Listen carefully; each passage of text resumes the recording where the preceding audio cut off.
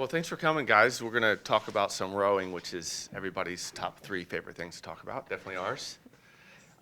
So we had a pretty strong fall considering our numbers are pretty low roster-wise, which is fine. We only have we have three seniors, but we have, I think, in the 20s with freshmen, so sort of rebuilding that. We didn't recruit as well as maybe we could have during COVID. We took a couple stances and it ended up biting us a little bit. So we're paying for that now, but the people we have are wonderful. So that's working really, really well. So it's a really young team. Like I said, three or four seniors, about 8 juniors, and then the rest of the whole squad are freshmen and sophomores. So really good leadership from the upperclassmen. So that really helps, and that showed this season. I think the big thing, and I hope that we hear from these guys about, is it's most appropriate to be truthful with each other. And we talk a lot about kindness versus niceness. And being kind sometimes is giving the tough truth to our friends. And that's going really, really well. I think exceptionally well. We've tried it many, many years, and this is the first year I would really say that that's something that's a major tenet of the program. So that's really led us to some pretty good successes speed-wise, because we can get to the truth pretty quickly, especially when it comes from your peers, and then they can get to the business of fixing it.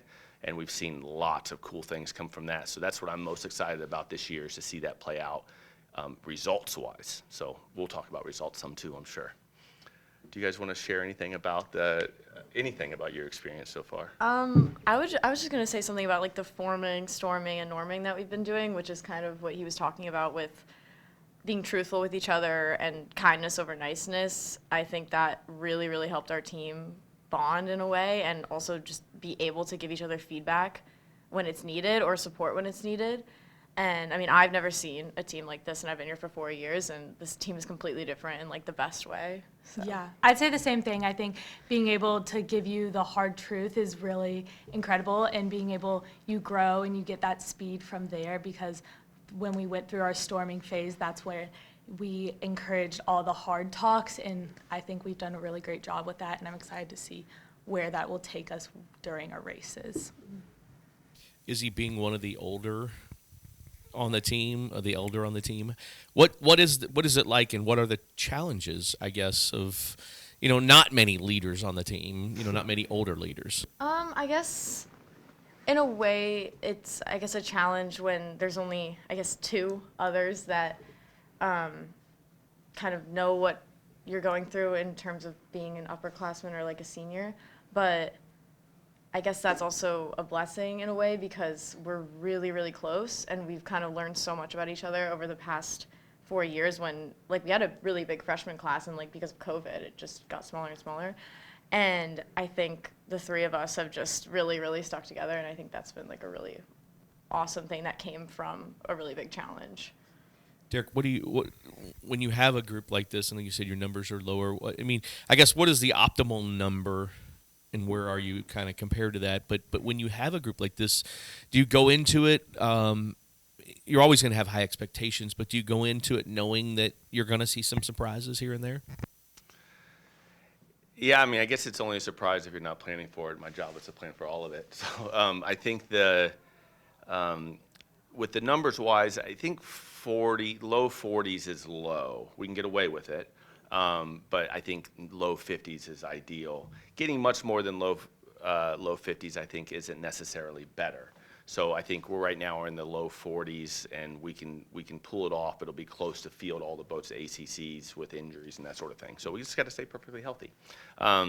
So that's the number answer. I think surprise-wise, we haven't seen a lot of output in like raw speed in the past couple of years. We used to be quite a bit faster on the ergometer, and that was translating pretty well onto water, but we lost a lot of that speed as we went to the water, because there was something about the way they believe in the product and believe in themselves versus the coach's belief in them.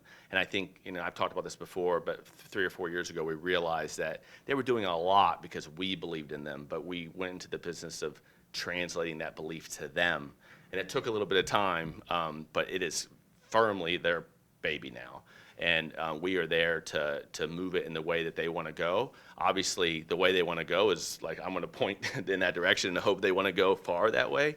But it's their responsibility, it's their baby, and I think that ownership is really, really rewarding for them. So I think that we'll gain speed very, very quickly, because the hard part is that we were able to add a lot of speed on the erg and on the water when we had a more fragile sort of culture. And it wasn't bad, it just was a little bit more fragile. Now it's way more robust. I mean, you hear how they're talking. I think that's pretty rare, to be able to pull your buddies aside and say, hey, you say you want this, but you got to do these things in order to get that. I think that's really tough for peers to do.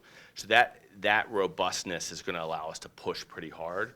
So I would expect the speed to come pretty quickly, like literally every month. I would expect them to feel like they're faster and see the results. So I'd be pretty surprised if we weren't knocking on the door of top 20 this year. Surprise, because the makings to do that. We used to live there, like I said, with a little bit more of a not as strong of a culture. This culture is way better. So I think that if we can stay healthy, or even moderately healthy, I think we can get top 20 again. Coach Franklin from the track and field was in here talking about to build to the end for them, a strong meet and then maybe a lesser meet, a strong meet, and he wants it at the end. For you, how do you know what I mean? It's different. You're in a boat. You have different pieces and different people and that kind of thing. How do you put the schedule together to build for that at the end? Yeah, great question. I think that first you lose big, then you lose small, then you win small, then you win big. And the time when you go from losing small to winning small is the most rewarding time, I think, in that, from a culture standpoint. So we'll look for lots of different opportunities to have some of these small wins or small losses that would have been big losses before. Either way, it shows growth. There's lots of different ways to show growth on a program like this right now. So I don't, scheduling-wise, we did change the schedule up a little bit this year. We're going to Sierra, which is a race that we haven't gone to in many, many years. I don't think since I've been here we've gone. There's a lot of teams there, but we should do pretty well there. So we're trying to see more of the top 75 teams instead of settling in on the 5th through 35th part of the group. So this sort of spreads out a little bit. So we should have a pretty good opportunity to go there and get some pretty big wins against a lot of good competition. The Sunshine State Invitational is sort of the next tier of that, and then the Lake Wheeler Invite is the top tier of that. We've lived in that top tier for a while, and so I don't want to say we've watered it down, but we changed because of finals. The structure of that's pretty tough, so we need to put a pretty big break in there. So we have this Sierra race where we'd expect more families can come to because it's a little bit closer. We're very familiar with that course. We really do expect to go there and do some damage, and I think that could be a big victory if it goes the way we plan. When it goes the way we plan. Sorry, I got to choose my words. Does he talk about, as a Cox, how you run your race? Do you scout your opponents? Do you just concentrate on your girls and do what you try to bring out what they can do? What is your strategy, or what are you good at? I definitely do some background research before to see kind of how the competition's been doing. But really I focus on what my boat needs, and kind of just staying internal is a huge thing for me. I think it's super important for everybody to just keep their heads in the boat and trust me to tell them where they are. And I think that's a really big thing that I focus on with my boats when we have our boat meetings. I tell them what my race plan is that we've kind of created together, because I've run it by them, and then they say yes, and we get in the boat and we go. And I think that trust is something really, really special that helps us succeed a lot. So, yeah. Grayson, can you kind of she was talking about being one of the owners. You've been here. This is your second year, right? So you're really kind of experience-wise, you've got more than most on this team. How have you kind of, maybe as just a sophomore, become kind of a bit of a leader? I think it's definitely great over, because we said that freshman in our sophomore class is really small. I think as a whole, like the sophomore class and even the freshmen, we're all stepping up as a leader. I think it's been great. We have this thing called Big Bird, Little Bird, and stepping up and helping our freshmen out and helping them learn how we do, or how our culture is has been great, and that's been a big thing, and I think that's why our culture is the way it is, because we've all been mentors towards the freshmen. What do you kind of expect from yourself? What have you improved from the ACC championship, I guess, last year until now? I would say for myself is definitely unlocking that speed and believing in myself. Like Derek mentioned, like we all believe in ourselves, and that's where we're gonna get that speed from. I think that's been the biggest thing I've been working on. I think I am getting better with that, and I think it's been great to believe in yourselves, but also push the girls around you, believing that they can do it just like you can do it.